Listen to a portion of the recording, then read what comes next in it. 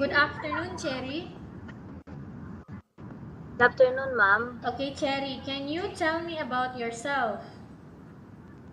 Yes, ma'am. My name is Jacela, 34 years old, a single mom with the three children. Okay, I have a few questions for you to answer, so let's start.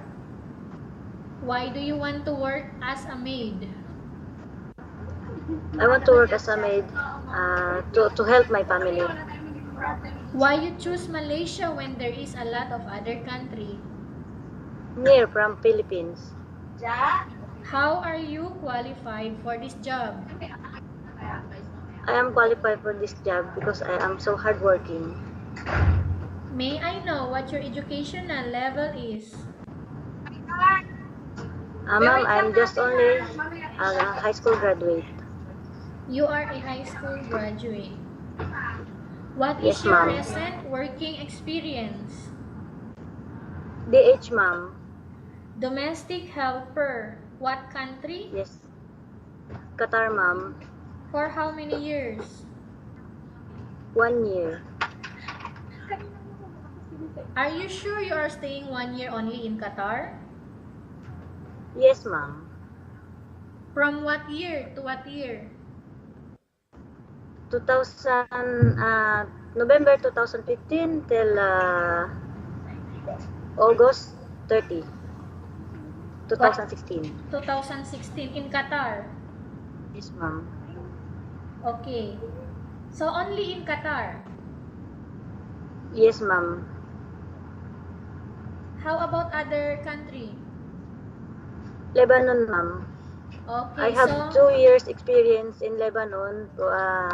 Each 1 year is another employer. okay, so you are working in overseas like Qatar and Lebanon. Do Yes, you have ma'am. experience of taking care of baby? Yes, ma'am. How about elderly? No, ma'am. Do you have any other special skills? Only madam manicurist. You mean manicure and pedicure? Yes, ma'am. Are you willing to learn new skills? Yes, ma'am. Are you willing to work with a family where the mother-in-law or any relatives stay together? Yes, ma'am. Currently, are you still working now? No, ma'am. Do you know how to cook? Yes, ma'am. What sort of food can you cook? I can cook my Philippine food. Okay. Are you aware that you will have to do washing, cleaning, ironing, and cooking? Yes, ma'am.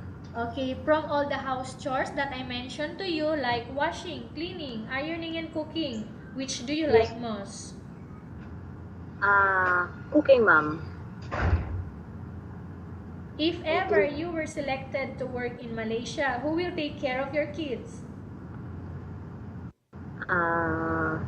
My sister. You are not allowed to use handphone during working hours. Okay, ma'am. Yes or no? Okay, ma'am. Yes. You are only allowed to use handphone after you finish all the works and when going to bed. Yes, ma'am. You are strictly needed to surrender the handphone to your employer in the morning and your employer will return back to you once you're going to bed. Yes, ma'am. Okay.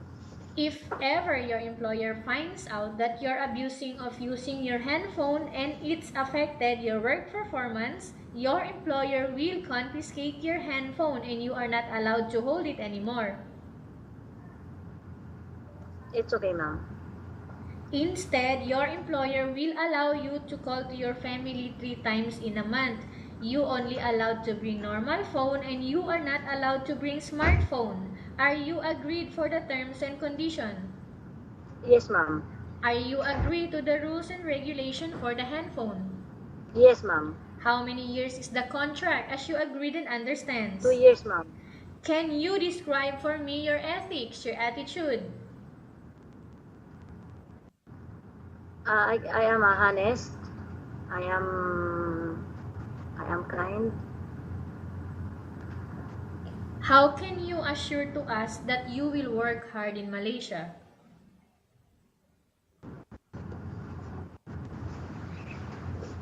Excuse me, ma'am. Can you say again? How can you assure to us that you will work hard in Malaysia? I do my best, ma'am. Can you promise not to use the telephone without the permission of your employer? Can you say it again, ma'am? Sorry. Can you promise not to use the telephone without the permission of your employer? Yes, ma'am. Can you promise not to put on makeup but to dress properly while work?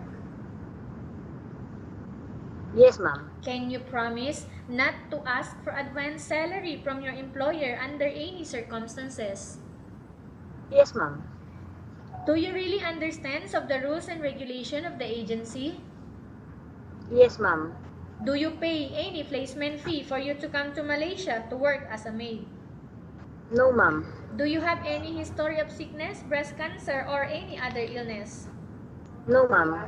Do you suffer from any skin diseases, allergy, or physical defect? No, ma'am. Have you suffered from any serious illness? No, ma'am. Do you smoke? No, ma'am. Have you undergone any operation? Yes, ma'am. What operation was that? Ligate. When? Ligation.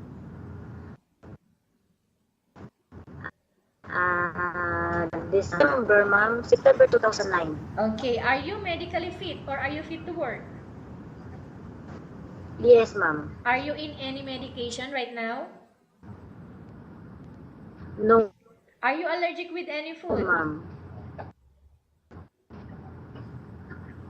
Are you allergic with any food? No, ma'am. Are you preferred to work for the employer of any race? Yes, ma'am. Are you preferred to eat the type of food taken by your employer?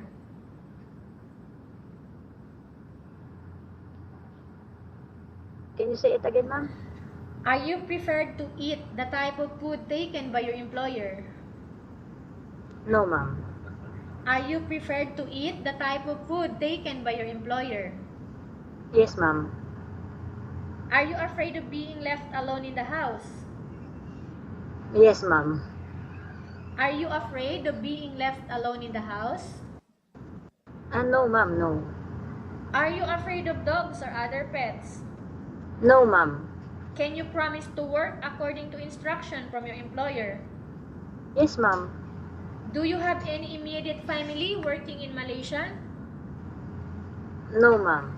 Okay, Cherry, we have finished our question section. Let's go to case study. I have a case study and I want you to answer me truthfully. Okay, Upon ma'am. arrival in Malaysia within 6 months only, if ever any of your family members passed away, what will you do? Send money only, ma'am. Financial. So you will tell them what? I say that I cannot come back to Philippines because I have contract. To finish.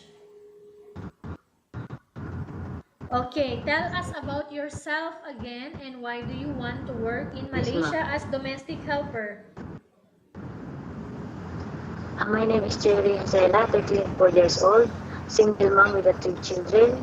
I am willing to work in Malaysia to help my family to financial support.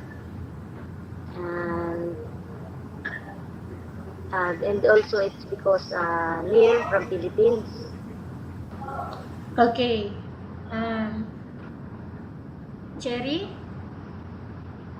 thank you very much. We Yes, will ma'am. update to your agency if there is any selection made by the employer. Thank you very much, ma'am.